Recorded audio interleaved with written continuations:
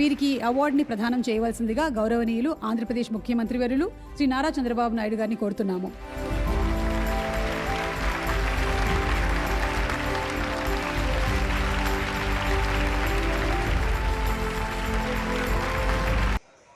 Hello, this is RJ Bunny. ఇవాళ మనతో పాటు ఒక స్పెషల్ గెస్ట్ ఉన్నారు. రామోజీ ఎక్సలెన్స్ అవార్డు గ్రహీత పల్లవి ఘోష్ గారు. She an anti trafficking activist. ఈ సందర్భంగా ఆవిడ ఎలా ఫీల్ అవుతున్నారో ఆవిడ మాటలోనే తెలుసుకుందాం. Congratulations for receiving this Ramoji Excellence Award, madam. Thank you so much. So how does it feel to receive an award for such a challenging of work?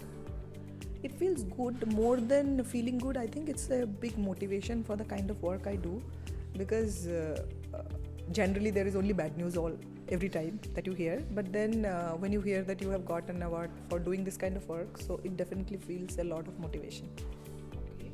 So what was the moment that pushed you into anti-trafficking activism?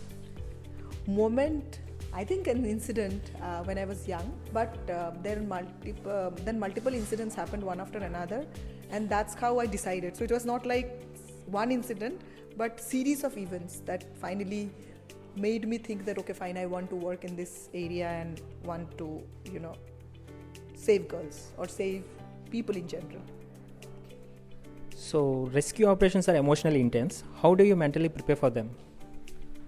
No, I don't do anything, I'll tell you. I treat it like a very practical kind of a thing. I think that I have to go, I have to find that girl, and that is what I should focus on. I don't think about missing children. I don't think about, I don't think it emotionally. I look at it in a very practical way, and that's the reason I've been able to continue it for so long. If I was thinking emotionally, then I would have never been able to do this work. Okay. So what are the most common patterns traffickers use that public should be aware of? Patterns like, for example, making people fall in love, promising marriage, promising a better life, and basically traffickers look at the vulnerability of a person. Like, for example, parents are dead, father is an alcoholic, mother is poor, there is migration, there is disaster, there is poverty. So people look at the other person's vulnerability and then only think of trafficking. So I think anyone who is vulnerable, the traffickers try to trap them. So I think vulnerability is a very big reason. So people should be aware. So that's one way. Okay. So how important is the rehabilitation after rescue, and what does the process look like?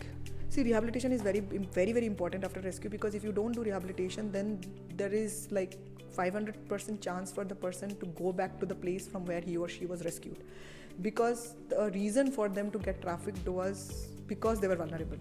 So if you are not addressing it, then definitely they will be trafficked again. And what was the second question that you asked? So what does the process look like? Process is very difficult because they are traumatized, they are triggered, there is continuous. People think that rehabilitation means giving them a job. No, you have to give them counseling, you have to continuously work with them. There is a lot of stigma and taboo that's given from the community, so you have to talk with the community. So it's a long process. It's not like you think that okay, I have rescued her today, tomorrow I will be able to give her a better life. No, it's years of struggle. So I think rehabilitation is very crucial. If you are not able to rehabilitate anybody, then there's no point of rescuing only. So what major policy or systematic changes do you wish to see in India to curb trafficking? First is conviction. Indian judiciary should be very strict in giving them convictions to the traffickers. That's one. Second is compensation. There is a very big gap between what is promised and what is given to the victims. Third is there is no witness protection. For example, I have been witness in hundreds of cases. I'm roaming in the court and there will be traffickers showing me a gun. Nobody cares. Then there is this whole delay of giving dates again and again. I think this 3-4 things the judiciary should take into consideration. Only then there can be change. Okay. So what new initiatives or collaborations are you currently working on to strengthen your movement? I work with the community. I feel that's the only way, because you know what, you have to work with the people from where this crime happens. If you just work with people who are outside of the community, things will not happen. You have to work with the community. You have to make them a part of your ecosystem. Only then I think change can be there. So finally, best advice you have received in your life, and your advice to our listeners who is listening to you now. I have received. Yeah. I think I would say that, if you have something, I don't know whether it's a quote or something. I think when I started, it was like a very big issue. Even now it's a big issue. I think if you have the passion for something, go for it, but go for it in full force. And somewhere something will happen and then you will be able to do it. And we think of changing the universe. Please don't think about changing the universe. Think about changing one life. Because I think if you think of changing the universe, you can never actually do anything, any justice. So now my outlook is like, even if I'm able to save one life, I think I can make a difference. So yeah, that's the thing I would like to say.